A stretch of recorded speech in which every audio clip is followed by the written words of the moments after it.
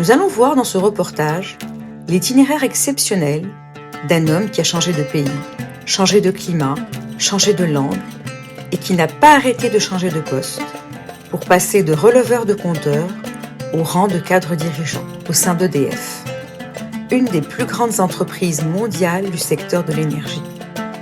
Il s'agit de Mohamed Ben Abid. On pense que ça n'arrive qu'aux autres. Mohamed Ben Abid, Ben pour ses amis, Hammo pour sa famille et ses intimes. Hammo, Ben, Mohamed, la Mototo. On a eu le chic de donner des surnoms quand on était petit. Né en 1955 à Ouadamizour, un village de la région de Bougie, qui est devenu Béjaïa, il a commencé dès sa naissance à cumuler des compétences avec l'apprentissage et l'acquisition de plusieurs langues. Probablement que l'une des premières langues que j'ai apprises, ça a été le kabyle. Bien que la famille Ben Abid, nous ne sommes pas kabyles. On avait une nounou qui s'appelait Nahafsa, donc qui nous gardait toute la journée, et elle était kabyle. Alors que mon père et ma mère, ils parlaient pas kabyle. Tout au moins à cette époque-là, ils parlaient arabe. On est resté donc à Ouadamizour jusqu'à 1962-63. Ensuite, on a déménagé à Alger. Je devais avoir 8 ans et demi, 9 ans. On était chez ma sœur Wassila. Et puis notre père avait acheté une maison dans un quartier d'Alger qui s'appelle Télémli. Et une maison superbe, très grande, qui donnait sur 2 rues. Des super souvenirs. En octobre 64, mon père a décidé de nous amener en France. Donc moi, toute la fratrie, donc on l'a tous suivi, à part ma sœur aînée Wassila, donc qui est restée à Alger parce qu'elle était mariée. Donc nous sommes arrivés en octobre 64 à Port-de-Pène, à côté de Port-de-Pène. Donc on avait atterri chez on appelait notre oncle. En réalité, c'était le mari de notre tante. Toutes les familles qui débarquaient d'Algérie, forcément, on atterrissait chez lui et il était en capacité de pouvoir héberger plusieurs familles.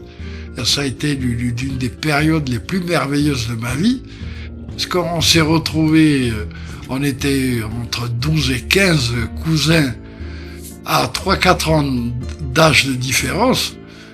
Donc après l'école, on se retrouvait à faire des parties de foot, à essayer d'imiter Thierry Lafronde, Robin des Bois. Pour nous, c'était entre guillemets un début d'intégration très facilité. Je me suis retrouvé à l'école primaire, donc au départ à Port-de-Pène. Et c'est marrant parce que je me souviens toujours du nom de l'institutrice qui s'appelait Madame. On ne peut pas dire qu'elle ait facilité vraiment mon intégration. Elle n'arrêtait pas de me faire des remontrances. Dès qu'il y avait quelque chose, dès qu'il y avait eu quelque chose qui disparaissait, c'était forcément moi. Et si c'était pas moi, c'était alors mon frère Moussa qui était accusé. Il y avait une somme d'argent qui avait été volée, qui était dans une enveloppe, je ne sais plus à quelle occasion. Et évidemment, pour les instituteurs et institutrices, ça ne pouvait être que Moussa, moi, ou alors il y avait 2 jumeaux. 2 jumeaux qui s'appelaient Mohamed et Ali. Et dont on était les 4 à être accusés. Madame, à la fin de la classe, elle m'avait demandé de rester dans la classe. Donc j'étais tout seul dans la classe avec elle. Elle voulait à tout prix me faire avouer pour que je lui dise que c'était moi qui avais volé cette enveloppe qui contenait de l'argent. Et à cette époque-là, Port-de-Pène, c'est des îles qui venaient nous chercher. Donc il venait nous chercher, lui c'était un grand seigneur, et il attendait il venait nous chercher, il avait une DS-19. Et il attendait dans la voiture, ne me voyant pas arriver. Et donc au bout d'un moment, il est descendu de voiture et il est venu dans la classe. Il est venu voir ce qui se passait. Et du coup, elle était dans tous ses états, elle savait pas où se mettre. Et je me rappelle Cédésine, quand j'ai vu Cédésine, évidemment, je lui ai sauté dans les bras et je lui ai dit en kabyle. Je lui ai dit, elle m'accuse d'avoir volé alors que j'ai rien volé. Et Cédésine, il lui a dit le reste en français. Ah, il l'avait mise minable. Et sur cette histoire-là, il s'avère que peut-être un mois après ou un mois et demi après, il y a des élèves qui ont dit à Moussa, qui savait qui avait volé, c'était un dénommé. Et je me rappelle que Moussa lui était tombé dessus et il lui avait donné des coups de raquettes de ping-pong. Il lui avait donné des coups de raquette de ping-pong sur la tête pour le faire avouer. Il a fini par avouer, donc aux instituts, que c'était lui qui avait volé l'enveloppe. Ensuite, donc, nous voilà arrivés à Villeneuve-sur-Lot, où mon père avait loué une maison, rue Malventre. On disait Malventre à l'époque. Notre première maison à Villeneuve. Voilà, c'était en 65. Et c'est ici on était obligé de faire le jardin. De faire le jardin. Les haricots et tout. Ah, mais les haricots. Et les haricots qu'on ramenait dans des sacs. Ah oui, c'était un livreur. Donc on détestait quand on voyait arriver le camion. On priait pour qu'il passe pas. Donc il nous laissait les sacs pleins le matin. Ouais. Et il venait les récupérer en fin d'après-midi. Écoutez. Il fallait qu'on les équête. Voilà, et puis on jouait au football dans le pré. Voilà. Qu'il y avait de l'autre côté. C'est ça. Dans le pré, on le voit plus. Maintenant, il y a des sacrées parties de foot. Ouais. Et puis on jouait aussi un peu plus loin. Il y avait un petit terrain vague avec un arbre. C'est ça. Voilà, et c'est là que notre père est décédé. Oui, sa dernière demeure. Le vieux Lagardère, enfin à l'époque il était pas bien vieux, hein. Il m'avait dit un jour, parce que il passait régulièrement, il faisait des promenades avec sa femme. Donc il passait et repassait. Et quand il passait, Sissi était souvent assis sur le balcon, je me rappelle. Sur une chaise. Avec la canne. Voilà. Et puis quand il les voyait passer, je me rappelle qu'il levait le chapeau. Il les saluait en levant son chapeau, il le remettait en place. Et un jour, Jacques Lagardère m'avait dit ceci. Hein. Il m'a dit, vous savez, Moussa, il m'a dit, à la manière dont votre père enlevait son chapeau pour nous saluer, j'ai compris que vous étiez une famille noble. Et donc là, j'ai continué donc mon école primaire à l'école Paul Bert à Villeneuve-sur-Lot. J'ai un souvenir de Paul Bert, je me rappelle, c'était avec Monsieur Ponce. Donc il avait dit que les 3 premiers de la classe, ils avaient une invitation pour aller voir le cirque à bar. Moi, c'était un rêve. Ah bah oui, le cirque, de toute façon, à l'époque, donc il passait pas souvent. Hein. Donc j'attendais avec impatience et effervescence les classements. C'était en décembre, en plus c'était juste avant Noël. Et j'avais fini 3e. Comme quoi, s'il avait dit les 2 premiers, t'aurais fini cela. Et donc tu as été au cirque à Marne. Et j'ai été au cirque à Marne. Voilà, grâce à Monsieur Ponce. C'est grâce à l'huile de coude que j'ai mis. Ah ben il a su te motiver. Ah ben c'est clair. Alors mon entrée en 6e, je l'ai faite au collège Anatole France. Et avec Nino, on a eu la chance d'entraîner un nouveau collège. J'ai été élève de la 6e à la 3e, donc de 68 à 71. Et puis j'ai été pion aussi. Quand j'avais fini ma 3e année, les élèves ont organisé de manière tout à fait impromptue une manif, donc ils voulaient pas entrer en salle de cours. Donc il y avait tout le collège dans la cour et ils gueulaient tous, on veut Ben. Il y avait même eu un article dans la presse locale. Je sais pas comment le journaliste il avait été informé. Donc le lendemain ou le surlendemain, dans la Dépêche et dans le Sud-Ouest, il y avait un article suite au départ d'un surveillant. Les élèves d'Anatole France ont décidé de faire une manifestation. J'ai un autre souvenir aussi. Ça, c'est comme quand j'étais en sixième, en cinquième. Je m'étais fait opérer de l'oreille pour la deuxième fois. Chacun son problème. Moi, j'avais eu une énorme crise d'asthme qui a failli m'emporter, et lui, il avait eu un problème d'oreille, et qui a été opéré, réopéré. Il a été absent pas mal, et je me souviens que ça avait dû, il avait jamais parlé vraiment, parce que c'est malgré son grand sourire et ses grands gestes, c'est quelqu'un qui cache beaucoup de ses sentiments. Et je pense que petit, cette histoire d'oreille l'a pas mal gêné quand même, il a pas même fait rentrer en lui, parce que c'était pas évident du tout. Il me semble que c'est quelque chose qui a influé beaucoup sur son enfance, et qui a fait peut-être cet élément déclencheur de la résilience, qui fait qu'après, derrière, il a été plus grand, plus fort que tous les autres, et qui s'est bousculé lui-même pour être encore une fois le meilleur. Et puis, donc comme je venais à vélo, et on sortait, donc bon, moi je n'étais pas monté à vélo, mais j'avais mis un pied sur la pédale, et puis avec l'autre pied, je faisais comme si c'était une trottinette. Et il y avait un pion à la sortie, un petit con d'ailleurs, je crois qu'il fait. Et il m'avait donné une gifle. Il m'avait donné une gifle sur l'oreille qui avait été opérée, et ça m'avait fait très très mal. Donc j'avais été voir l'ORL après, donc qui était pas content, et j'étais venu le revoir le pion après pour lui dire voilà, donc peut-être que l'opération que j'ai eue, elle va être donc foutue à l'eau à cause de la gifle que, eh ben il s'est chié dessus. Donc il me suppliait d'en rester là, de dire qu'il m'avait pas frappé. Donc après avec ce pion, j'étais le roi du pétrole. Le plus grand souvenir que j'ai de ce coup-là, c'est, je me rappelle quand j'étais en troisième, alors que j'étais plutôt bon élève, et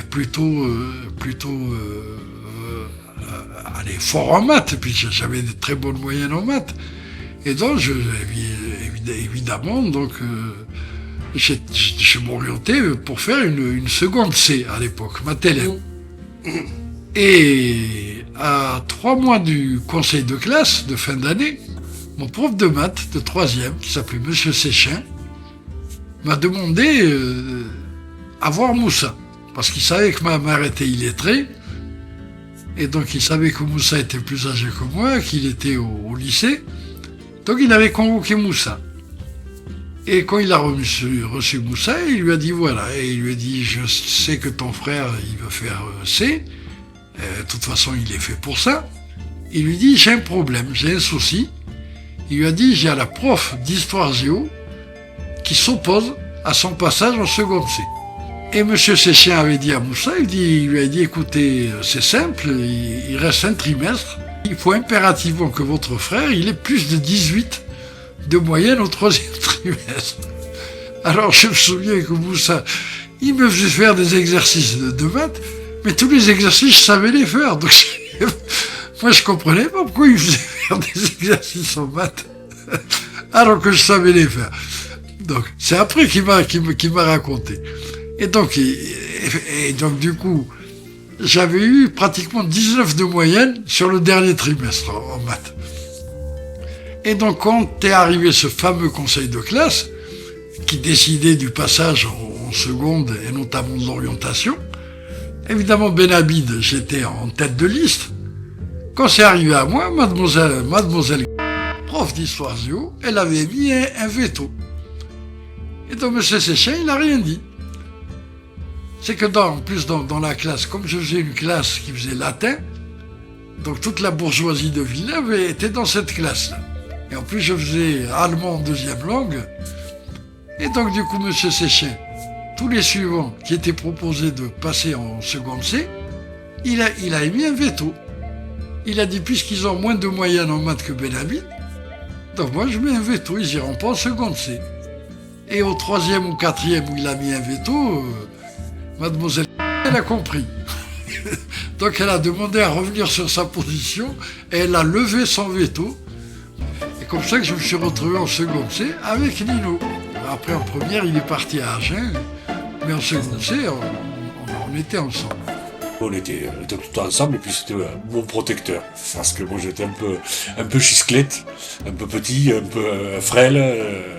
Et puis donc dès qu'il y a quelqu'un qui m'embêtait, il y avait mon hameau qui arrivait et qui réglait les comptes. Donc j'étais sous protectorat.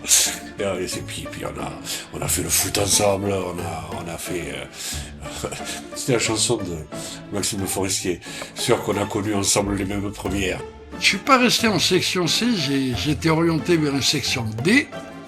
Alors la section D, à l'époque, s'appelait mathématiques et sciences de la nature. C'est-à-dire que les gens qui faisaient médecine, tous les métiers médicaux, paramédicaux, ils passaient par la section D. Il y a beaucoup d'émotions devant ce lycée. D'abord des souvenirs, il y en a à tirer l'arigot. C'est la période post-68, donc... Voilà, donc quand je vois la caméra, je pense, à l'époque, il y en a un qui venait nous prendre en photo. Tout à fait. Barbu. Oui, absolument, il était repéré tout de suite. Mais bien sûr. Parce qu'avec Xavier, Manitas et Boadjer, on avait fondé un parti qu'on appelait le MPRC. Alors le mouvement, certainement. Mouvement pour la réintégration du peuple au champ. On était précurseurs des écolos. Donc, on s'était inventé un leader charismatique, Gustave Samuelson. Et on avait dit qu'il était enfermé dans les geôles chiliennes par Pinochet. Et il y avait des gens qui venaient nous acheter des cartes. Alors, selon la tête des gens, donc on les faisait payer jusqu'à 50 francs l'adhésion. L'adhésion. À l'époque. Mais le gars, le RG, il le prenait très au sérieux. Ah oui, d'accord. Parce qu'on montait des grèves, des manifs. Et puis surtout le lycée Georges Lègue, un peu comme Anatole. J'ai été élève, mais j'ai été pion aussi. Et puis le grand souvenir quand même, c'est que ma dernière année de pionica ici, il y avait une jeune fille qui était en terminale. Ah, voilà. On y arrive. On y arrive. Et c'était Marie. Marie-Claude, elle a dit, pour ne pas confondre. Voilà, Marie-Claude. Donc c'est là où on est sortis ensemble pour une longue histoire. Qui n'est pas finie. Qui n'est pas finie. Donc toi, t'es passé au Lègue. Oui. Aïssa. Asman. Oui. Ah oui. Ahmed. Ahmed aussi, je crois. Jawed. De mémoire Dalila aussi, Rano, je pense. Ouais. Nino également. Nino, c'est là où je l'appelais au grand I, au grand J, au grand J. Voilà. Je crois que c'est le plus gros fou rire que j'ai eu de ma vie. On était en seconde de C. Donc après, c'était C ou D. Voilà, l'orientation. Mais la seconde, c'était C. Donc on avait une prof de maths et on faisait sûrement les fonctions avec les vecteurs. Alors elle a dit, soit un repère... Au IJ. Au début, c'était au petit I, au petit J. Après, elle a fait une translation sur un repère au grand I, au grand J. Alors, Nino, il était assis. On n'était pas assis côte à côte. Il était devant moi. Moi, j'étais plus au fond. Il a dû sentir que... Donc, il a juste tourné la tête pour croiser mon regard.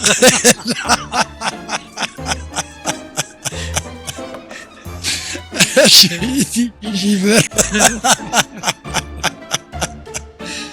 L'année où j'ai eu mon bac, c'était en 75.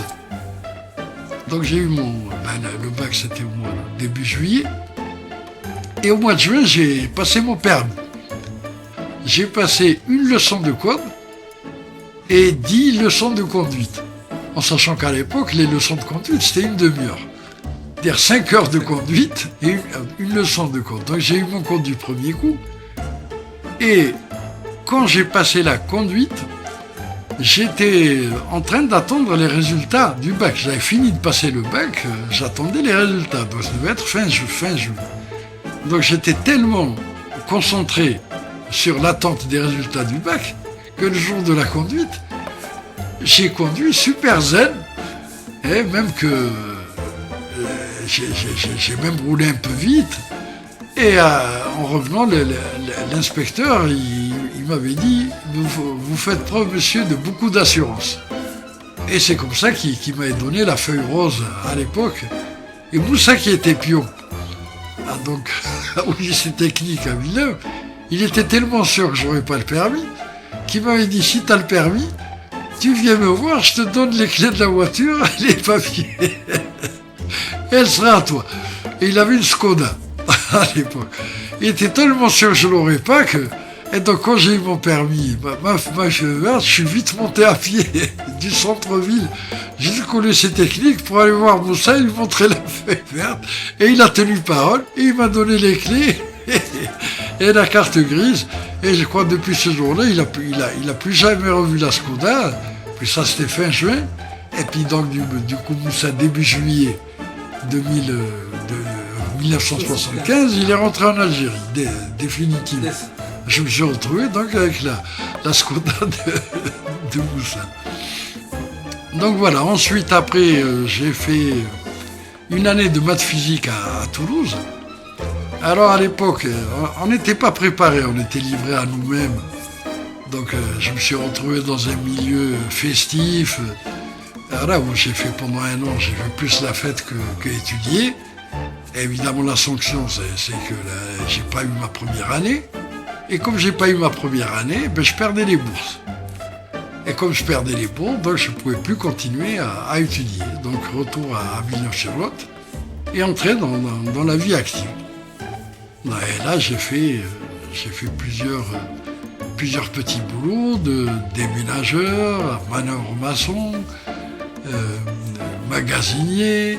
J'ai ramassé des fruits, des légumes, trucs.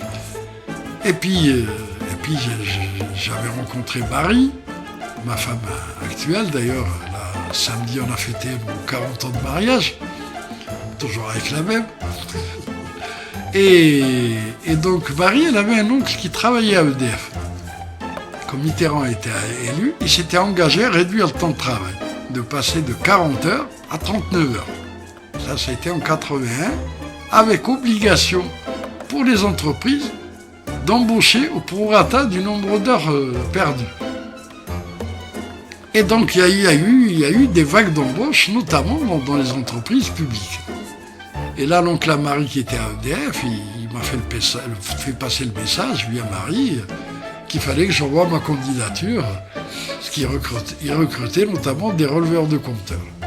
Donc j'ai passé un premier concours, un deuxième où je n'ai pas été pris, et puis au troisième, j'ai été embauché.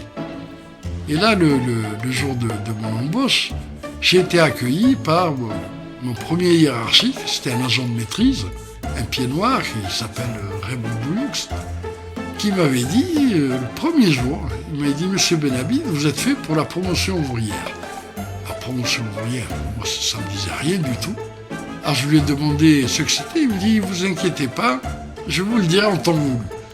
J'ai exercé ce métier de releveur de compteur. Et alors c'était un métier extraordinaire parce qu'on travaillait une demi-journée et on était payé à temps plein. Donc à midi et demi maximum, j'avais fini ma tournée.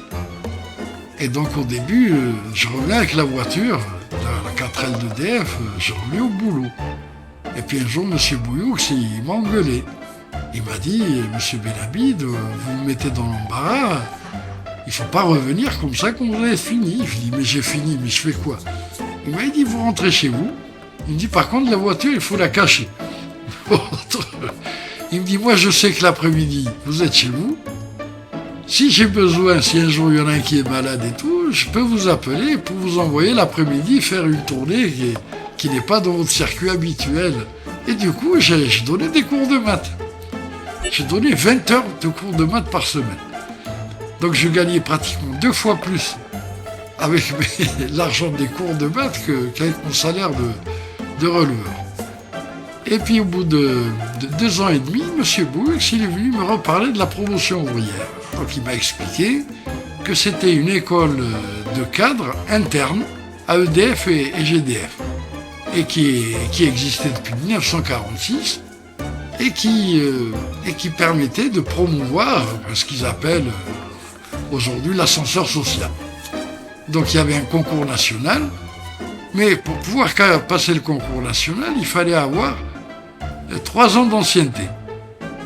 Donc au bout de 2 ans et demi, il m'en a parlé dans le détail. Et pour passer ce concours, EDF et GDF ont mis en place un test, ils appelaient ça un test d'orientation, où il fallait y aller les mains dans les poches, et en fonction du résultat du test, on était conseillé pour passer le concours dessus.